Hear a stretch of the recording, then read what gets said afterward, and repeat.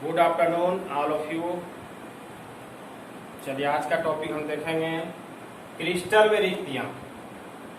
Crystal में रिक्तियां जिसका इंग्लिश होगा वॉइड्स इन क्रिस्टल।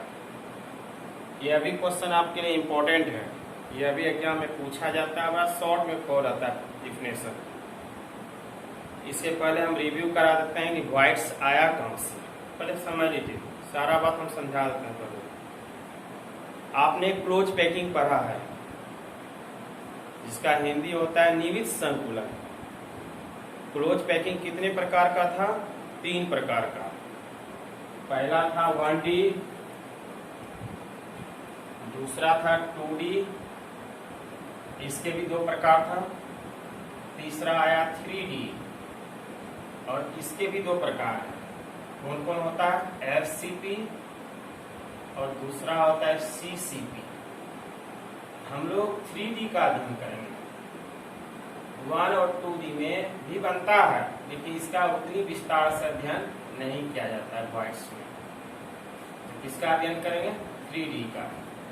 और इस सारा बात समझा देते हैं, फिर एक बार पुनः हम समझा देंगे। अब यह 3D में आया HCP और CCP। आपने देखा था इसके पहले SCP और CCP जब हम गोले को अरेंजमेंट कर रहे थे, यानी कण को अरेंजमेंट कर रहे थे। जब हम अरेंजमेंट करते हैं उसमें कुछ न कुछ रिक्त स्थान शेष रह जाता है। रिक्त मतलब खाली स्थान। जो खाली स्थान रहता है उसी का नाम है वॉइड्स। उसी को कहा जाता है वॉइड्स। तो HCP और CCP में 74% जो पैकिंग इफिशिएंसी होता है वह क्या होता है? गोले से घिरा रहता है। और 26% जो होता है वह रिक्त स्थान होता है। वह क्या रहता है? खाली स्थान। जो 26% जो खाली स्थान हुआ उसी का नाम आया वॉइड्स। उसी को कही जाती है वॉइड्स। क्या कही जाती है? वॉइड्स। समझ में आया कि हमने जब क्लोज पैकिंग का अध्ययन किया था तो क्लोज पैकिंग में 1D, 2D और 3D का भी अध्ययन हमने किया। 3D में 3D का 2 प्रकार था, HCP और CCP। HCP और CCP में पैकिंग इफिशिएंसी का मान होता है 74%। जो क्या होता है? गोले से क्या होता है? घिरा रहता है। और 26% स्थान जो होता है खाली रहता है, जिसको हम वॉइड्स कहते हैं। अब इसी 26% जिसको हमने वॉइड्स कहा, यह 2 प्रकार का होगा। पहला आएगा टेट्राहेड्रल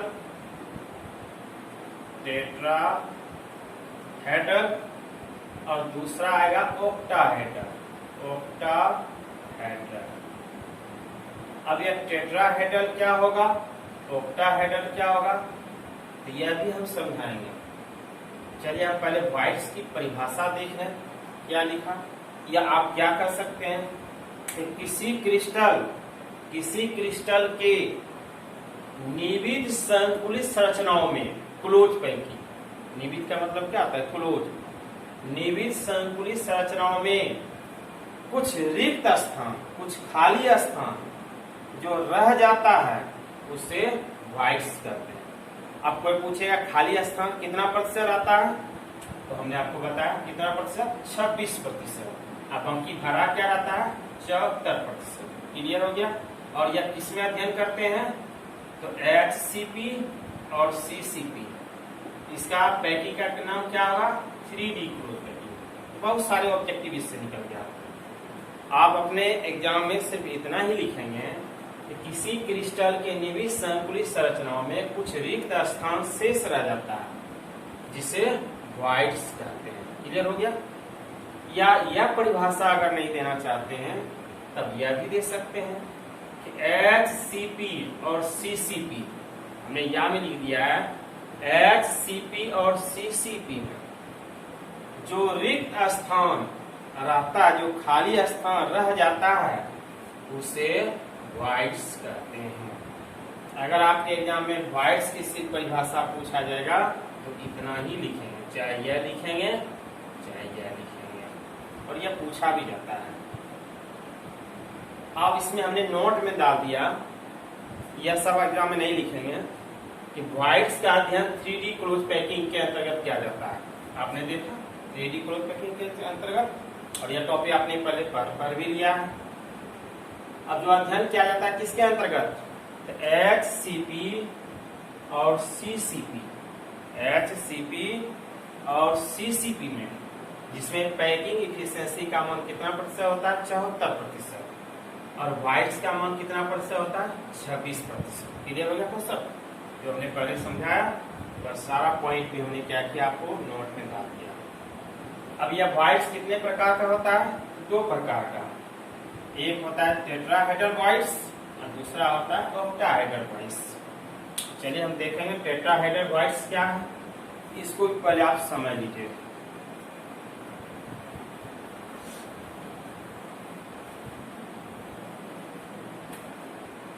इसमें क्या होगा, टेट्राहेड्रल वॉइड्स में 3 गोला लेंगे हम, यानी 3 कण लेंगे,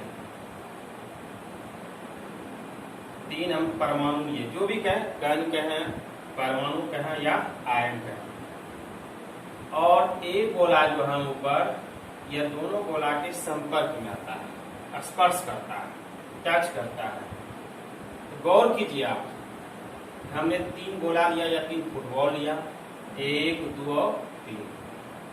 तो जब देखिए हम इसको अरेंजमेंट किए तीनों गोला को, यह बीच में क्या हुआ, खाली स्थान रह गया, यह बीच में जो खाली स्थान हुआ उसी का नाम होता है वॉइड्स। अब इधर भी खाली स्थान है, इधर भी खाली स्थान, इधर भी खाली स्थान है, तो जिधर भी खाली स्थान रहेगा उसी का नाम होगा वॉइड्स। कॉन्सेप्ट क्लियर हो गया। अब यहां क्या करेंगे हम, तीनों गोला के सेंटर पॉइंट को हम मिला देंगे, हमने मिला दिया, थोड़ा ध्यान से देखेंगे, मिल भी गया। अब यह जो मिला इसका एंगल कैसा बना, त्रिभुजाकार ट्रायंगल बना। अब जो खाली स्थान है उसके ऊपर हम क्या करेंगे, एक गोला को ला करके रख देंगे। यह जो 1 2 3 गोला हुआ, तीनों गोला के ऊपर यह जो खाली स्थान हुआ, इसके ऊपर हम क्या करेंगे, एक गोला को ला करके रख देंगे। जैसे ही यह गोला को हमने ला कर रखा, उसका नाम हो गया टेट्राहेड्रल वॉइड्स, टेट्राहेड्रल वॉइड्स। अब आप कहें यह फिगर तो इतना समझा गया कि समझ में नहीं आता है, चलिए इसी को हम जो है आपको तोड़ तोड़ के जो है समझाते हैं।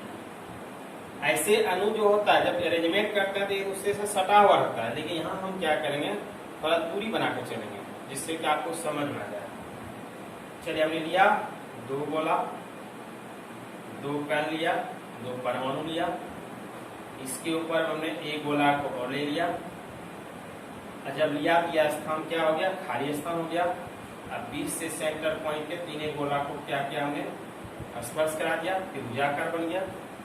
अब यहाँ जो हम एक परमाणु या एक कण या जो भी लाएंगे, यह क्या होगा, इसके ऊपर क्या होगा, चढ़ जाएगा। तो उसके लिए हम फिगर क्या करते हैं, यहाँ पे दर्शाने के लिए यहाँ एक गोला को हम दर्शाते हैं। ठीक है, अभी साफ हो गया। इसी का नाम हो गया टेट्राहेड्रल वॉइड्स। चलिए परिभाषा देखेंगे। जब किसी परत के 3 परस्पर स्पर्श करने वाले गोलों द्वारा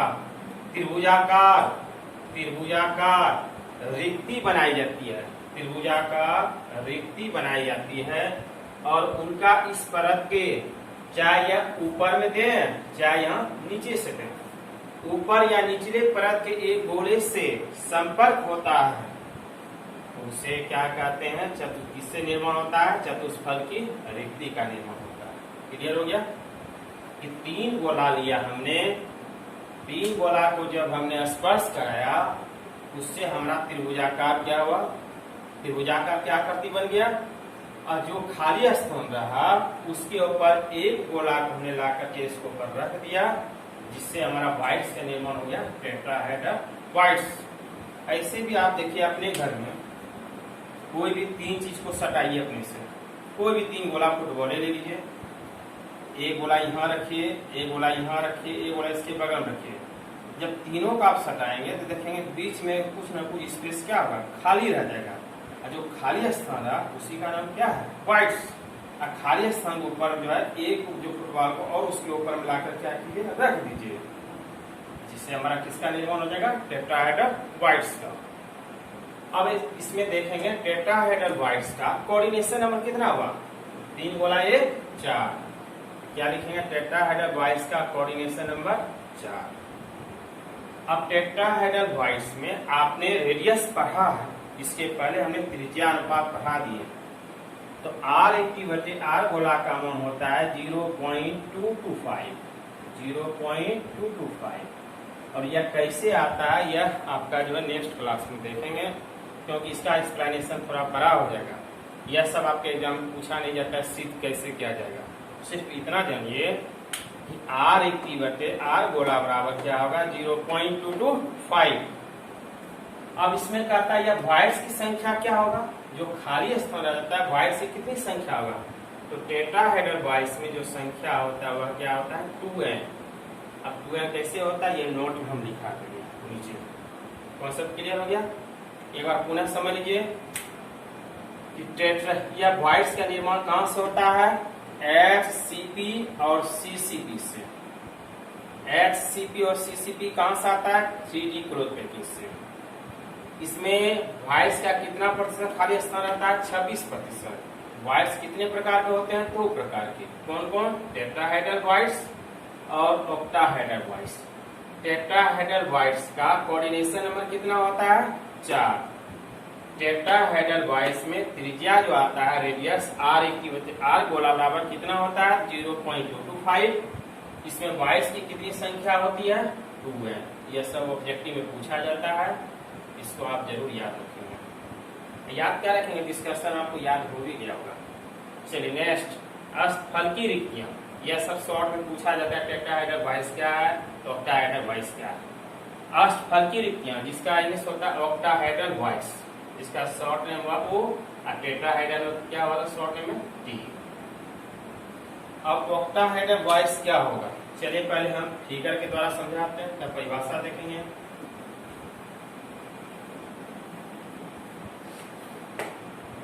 ऑक्टाहेड्रल वाइड्स गौर कीजिएगा, इसमें दिया हुआ है त्रिकोणी, जिसका इंग्लिश होगा डबल ट्रायंगल। ये चलिए यहाँ पर भी हमने लिया 2 गोला समान होगा और इस दोनों गोला से संपर्क स्पर्श करेगा एक तीसरी गोला, जिससे फिगर बन जाएगा त्रिभुजाकार, त्रिभुज बन गया। अब जो है यही 2 गोला जो है अब ऊपर जाएगा और एक गोला क्या होगा, नीचे आएगा। तो देखिए फिगर थोड़ा लपझा जाएगा, लेकिन समझ लीजिए, अलग से हम समझा देते हैं जो है ना, तब कहना अनु को क्या करेंगे, दूर दूर घसका करके समझा देंगे। तब इसको क्या करते हैं, इस गोला को इससे बैक पीछे लाते हैं, यहाँ पर ला लिए। अब 2 गोला को ऐसे लाते हैं, ऐसे, यह भी 2 गोला को ऐसे लाए, ला लिए। इसके बीच का सेंटर पॉइंट क्या होगा, यहाँ पे। अब इसको भी हम क्या करेंगे, सेंटर पॉइंट को इसके बीच के गोला के सेंटर पॉइंट को मिला दिए, देखिए 2 त्रिभुजाकार बना। अब आपका ये लब्धा गया, तो लीजिए हम दूर कर देते हैं, आपको दिक्कत नहीं है, बड़ा ध्यान से देखेंगे समझ में आ जाएगा।